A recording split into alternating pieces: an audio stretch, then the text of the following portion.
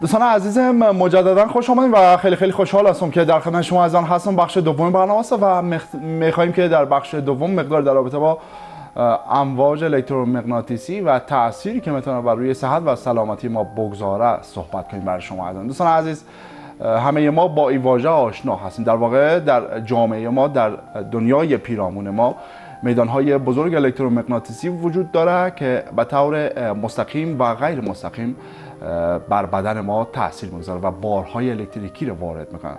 دوستان عزیز، آنتن‌های بزرگ مخابراتی، آنتن‌های رسانه‌ها، تلویزیون‌ها، حتی امی رادیو و تلویزیونی که همه ما در خانه‌های خود داریم و تلفنی که جزئی از زندگی ما هست و هر لحظه در کنار ما هست، یک باری از انرژی را به همراه خود داره و یک میدان مغناطیسی کوچک یا بزرگی را تولید میکنه و قطعا این میدان انرژی بر روی بدن ما تاثیر میگذاره. این که تاثیرش چگونه هست، به چه میزانی میتونه مخرب و خطرساز باشه، کدام اینها خطرساز هست، برای شما از آن صحبت میکنیم و در کل در رابطه با امواج الکترومغناطیسی بیشتر برای شما از آن آگاهی میدیم که کدام ها هستند و چه بایدها و نبایدهایی برای مردم عزیز ما وجود داره که باید در پیوند با برخورد با این امواج رعایت کنند.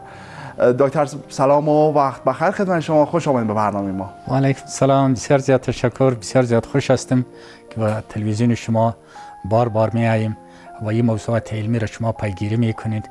ما بسیار زیاد قدردانی میکنیم از تلویزیون شما. ما بسیار زیاد خوش میشیم که با هموطنان عزیز خود راجع به امواج الکترومغناطیسی و تاثیرات آن بالای صحت انسان و حیه به جامعه گذارد چند دقیقه صحبت داشته باشیم. افتخار می‌کنم. زنده و سلامت باشید دکتر صاحب، خیلی خوش آمدید، منور ساختیم با حضور گرمتون برنامه ما را. دکتر صاحب، همه ما با منابعی که در واقع این میدان‌های انرژی را با وجود میارن آشنا هستیم. آنتن‌های مخابراتی، آنتن‌های خیلی بزرگی هم هست که در واقع در هر کوچه یا هر سرکی دیده میشه، تلفن، رادیو و حتی همین تلویزیون‌هایی که در خانه هستن. میشه در رابطه با امواج الکترومغناطیسی بیشتر برای بینندگان عزیز صحبت کنیم و یک آشنایی در ابتدا ایجاد شود؟ بفرمایید. بسیار خوب. امواج الکترومغناطیسی یک پدیده بسیار خوب، بسیار یک برکتی پدیده هستند که انجینیرها، استادا اینا را تنظیم کردن و وزارت محترم مخابرات که فعلا اداره محترم اترا تنظیم کننده امواج الکترومغناطیسی آنتن‌های مخابراتی می باشند، در این مورد تحقیقات بسیار صورت گرفته. امواج الکترومغناطیسی انرژی را به وجود ما میارن که ما از برکت امواج الکترومغناطیسی تلفن، موبایل و رادیو، تلویزیون و تمام مخابراتی چه رادار است و دیگر است ما میبینیم، میشنویم و کار میکنیم. ولی بسیار زیاد استفاده فعلا برای امواج الکترومغناطیسی که فضای ما را مملو از امواج الکترومغناطیسی ساختن، رادیو هاست، تلویزیون است، مخابرات است که حتی بگوییم شهر کابل ما مملو از امواج الکترومغناطیسی است که با فرکانسی های مختلف اینا سیر میکنن و مخابره را از یک نقطه به دیگر نقطه میرسانند. با برکت همین امواج الکترومغناطیسی است که ما به دور جهان گپ زده میتونیم. اینترنت است که ما میبینیم و ارتباطات مخابراتی است که ما یکی به دیگر قایم کرده میتونیم. امواج الکترومغناطیسی یک پدیده نو نیست، از وقت بودن ولی فعلا بسیار زیاد تنظیم شدن. سرعت امواج الکترومغناطیسی 3 ضرب 10 به طاقت 5 کیلومتر در یک ثانیه می باشند که بسیار تیز است. با این خاطر ما وقتی که از امریکا یک نفر با ما زنگ میزنه، در آن وقت در کابل هم را میشنویم و پس همراهشان افهام و تفهیم میکنیم. این با سرعت بسیار شدیدی که اینا دارن ما را قادر میسازن که با این کار متوسل شیم. امواج الکترومغناطیسی تنظیم کنندهش برای مخابرات اداره محترم اتراست که در اونجا انجینیرهای بسیار ورزیده که خوب دیزاین کردن با کمپانی مخابراتی و تلفن‌های امرا و موبایل که ما شما استفاده میکنیم با کمک همین امواج الکترومغناطیسی هستند که مخابرات ارتباطاتشان قایم کرده میتونیم. پس امواج بسیار قدرتمند و پرسرعتی که تقریبا سرعتی مشابه با سرعت نور داره که برای برقراری تماس و ارتباطات اینترنتی و مخابراتی بیشتر به کار گرفته میشه. بله، شما دم شکل اگر ما رجوع کنیم، همینجا یک شکلی هست که به نام اسکرین تلویزیون شما نمیفهم که میایه، یعنی بله اینجا یک تصویر همکاران ما پلی ساختن، فکر میکنم مشخصا اینجا دو تا تلفن همراه هست که از طریق پایه های آنتن به هم دیگه وصل شدن. مطلب ما از شکلی بودن که یک ذره موضوع را روشن بسازیم و خوبتر روشن شه. یه دو نفری که با هم گپ میزنن اینا اینطور فکر میکنن که گپای ما بسیار مختص از خصوصی، صرف ما میشنویم دیگه کس نمیشنوه، ولی خبر نداره تمام جهان میتونه از این تلفن مکالمه ازیا آگاهی پیدا کنه.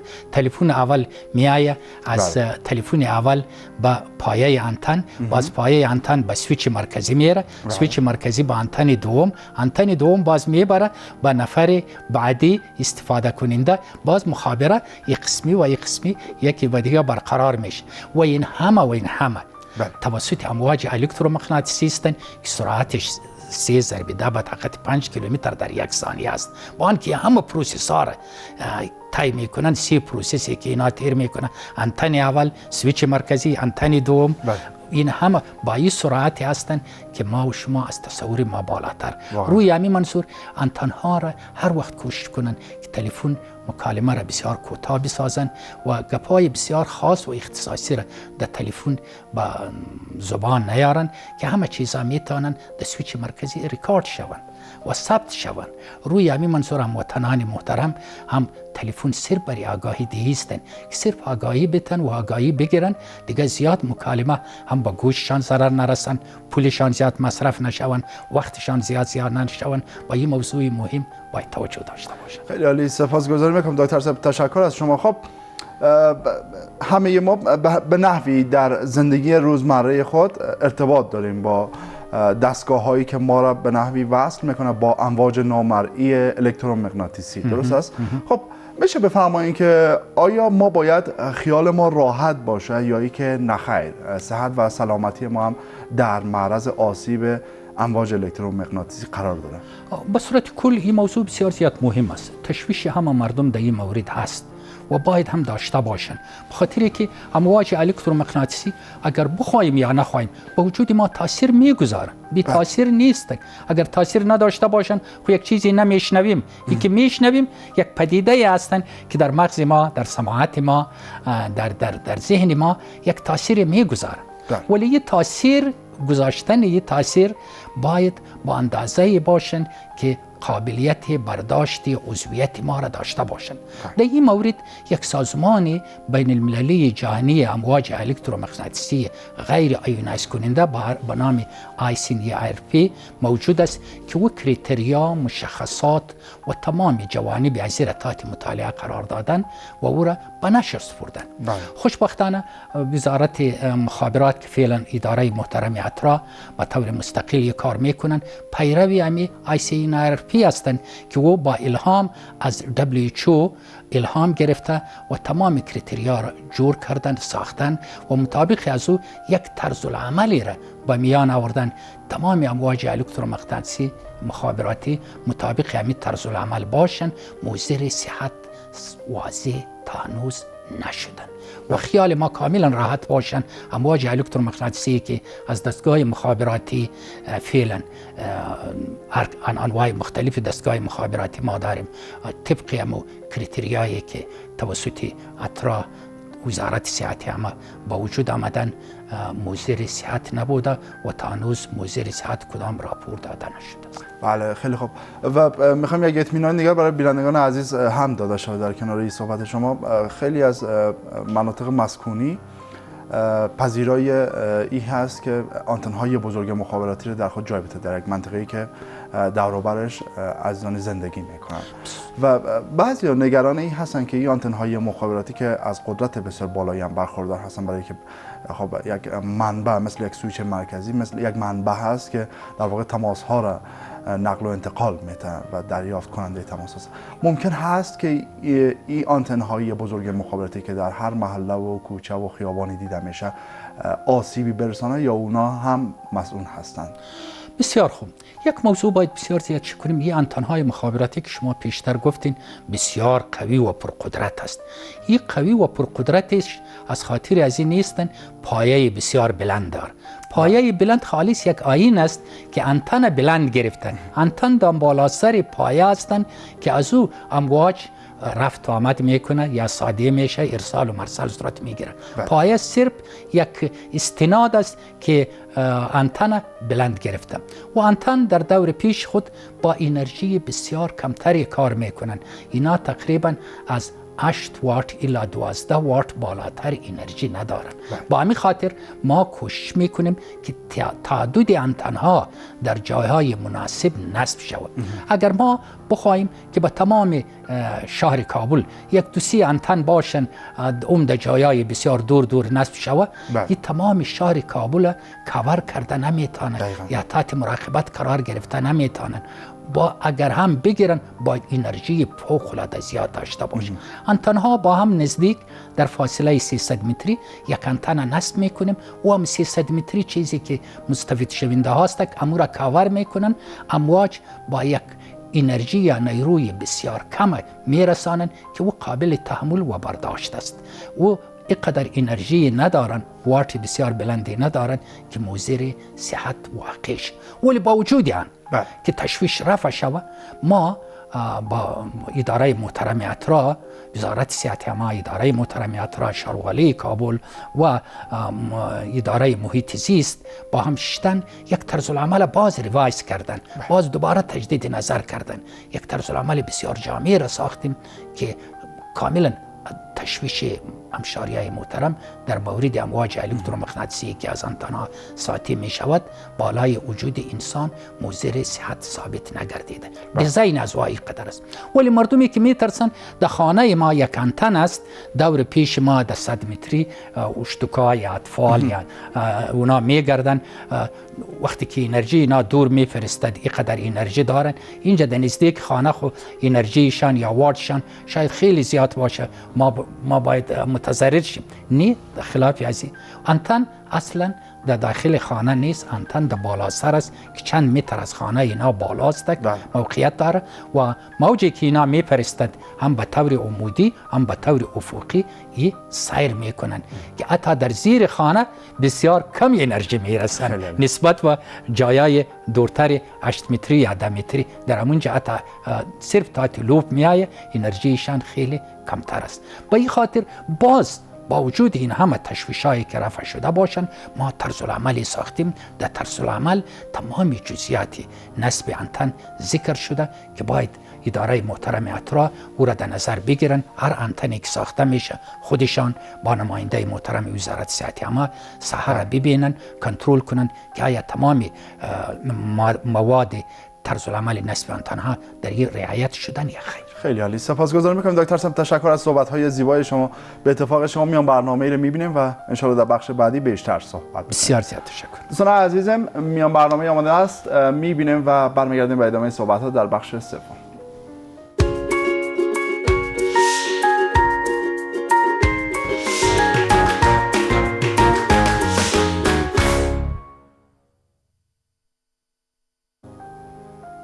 خب دوستان عزیزم، یک بار دیگه خوش آمدیم با بحث تأثیراتی که امواج الکترومغناطیسی بر روی صحت و سلامتی ما میگذاره و شما از آن صحبت میکنیم. پس تا اینجای صحبت ها دانستیم که در واقع آنتن های بزرگ مخابراتی که هر کدام به نحوی انتشار دهنده امواج الکترومغناطیسی هستن کاملا مسئول هستن و نمیتونن تأثیر بسیار جدی بر روی صحت سلامتی ما بگذارن. اما لازم است بدانیم دوستان عزیز، همین استفاده بیش از حد از موبایل تلویزیون و رادیو خب قطعا به دور از آسیب هم نیست که باید یک سری از الزامات، مقررات و قوانین رو در پیوند با وسایل الکترونیکی ما رعایت کنیم.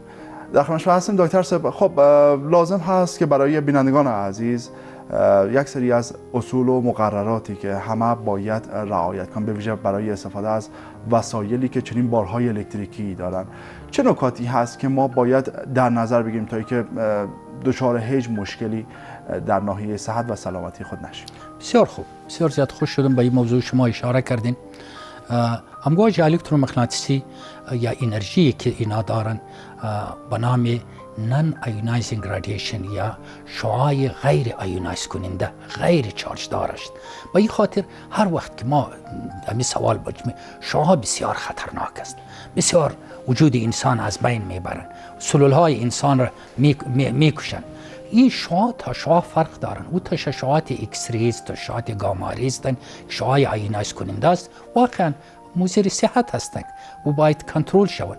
ولی این تشعشعات نام شعاع هستند، ولی در حقیقت امواج الکترومغناطیسی غیر ایونایز کننده هستند که او تاثیراتی همچین تشعشعاتی ندارند. ولی خاصیت خسته کننده را دارن، خاصیت از را دارن که حرارت وجود بالا ببرن. شما در همین تصویر اخیری میبینین یک نفر که در تلفن قبل از گپ زدن به طرف دست چپ که موقعیت دارن، وجودشان بسیار آرام است و در اونجا حرارت سرشان به حد نرمال است.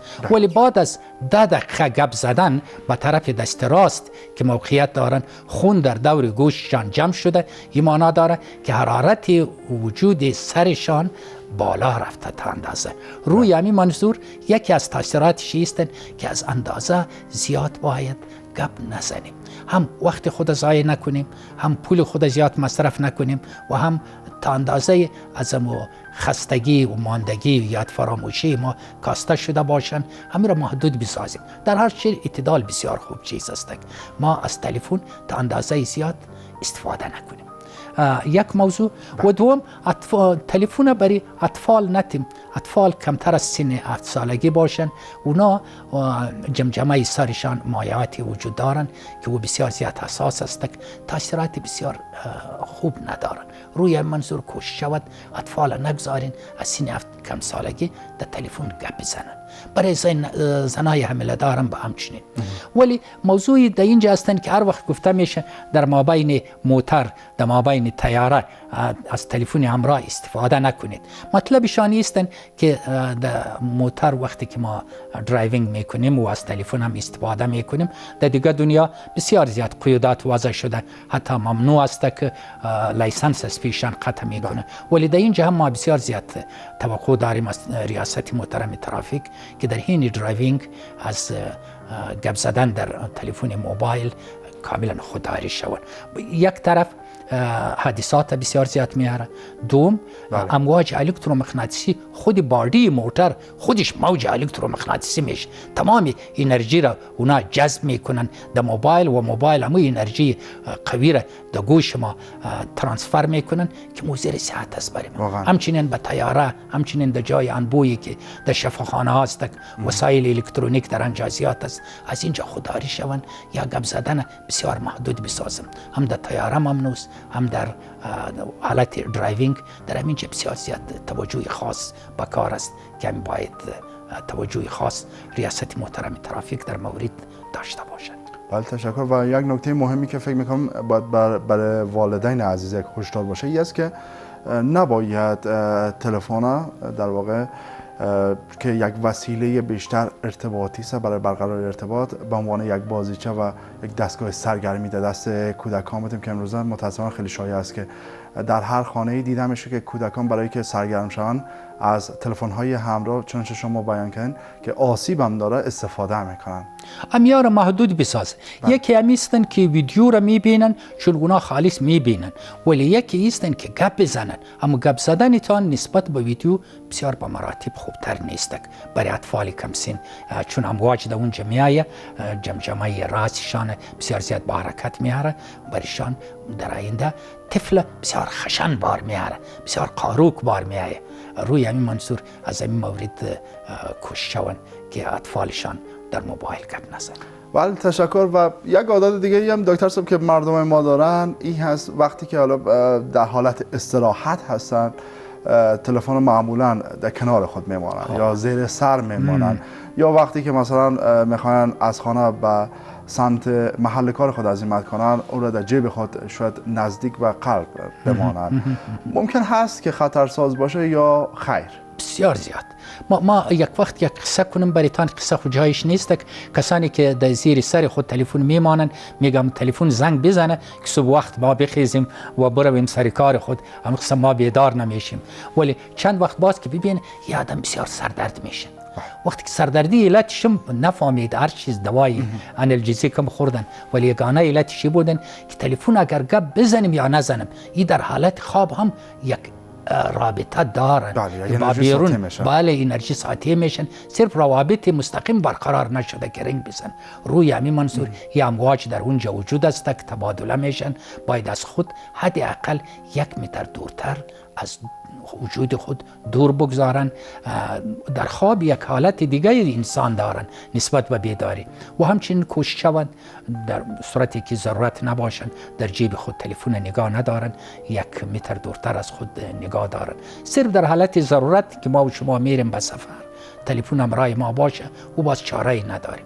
و هم کوشش شود تلفن از گوش خود دور نگاه داریم. اگر کوشش باشن از راه دور ما گپ بزنیم یا یک گوشی را در گوش خود مانده باشیم. هر قدر فاصله ما چه دور میشن یکی بر چندین حصه، یک به اندازه دی مربع اینا انرژیش کمتر میشن، یعنی معکوس مربع فاصله این انرژی کمتر به گوش ما میرسه. هر قدر در گوش نزدیک باشد انرژی زیادتر در گوش ما میرسه که او مضر زیاد است.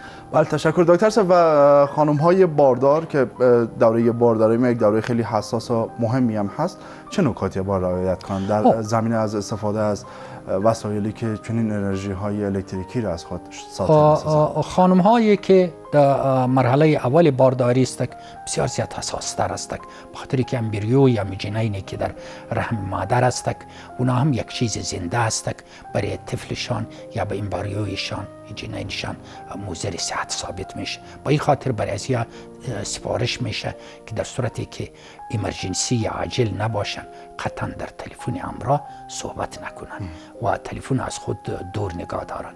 روی همین منظور برای اطفال، برای خانم‌های باردار تلفن همراه اجازه نیستن که گپ بزنن. بله سپاسگزار میکنم دکتر صاحب، زنده و سلامت باشین. و در پایان صحبت آخر شما را در رابطه با امواج الکترومغناطیسی برای بینندگان عزیز میشنویم. بفرمایید. امواج الکترومغناطیسی یک پدیده بسیار خوب خدایی است که برای ما و شما عطا شدن و ما در پرتو امواج الکترومغناطیسی با تمام جهان ارتباطات قائم میکنیم. خصوصا از برکت همین امواج الکترومغناطیسی اینترنت است، مخابرات است، خصوصا تلفن های همراه یا تلویزیون یا هم از طریق امواج الکترومغناطیسی است. مگر این باید تحت یک اداره مشخص که به نام اداره اطرا میشن تنظیم شون. یک و دوم این که فعلا که قدرت از رسیده که ما 4G را عملی می سازیم، جنریشن 4 بسیار زیاد اما فرکانسی هایشان بلند رفته و امیدوار هستیم که یک وقت ما و شما زنده باشیم در افغانستان 5G را هم ببینیم و ترقی و پیشرفت زیاد کنیم و از طریق سیستم آیونایزیشن یا دیجیتالایزیشن یک کلگی مرهون امواج الکترومغناطیسی. سپاسگزاری میکنم دکتر صاحب، زنده و سلامت باشین، موفق باشین ان شاء الله همیشه. خدا نگهدار شما. دوستان عزیز، برنامه ما در همین جا به پایان رسید. تا عصر روز شنبه ساعت 4 شما از آن به خداوند یکتا می سپارم. جمعه خوب و خوشی داشته باشین. خدا نگهدار همه شما.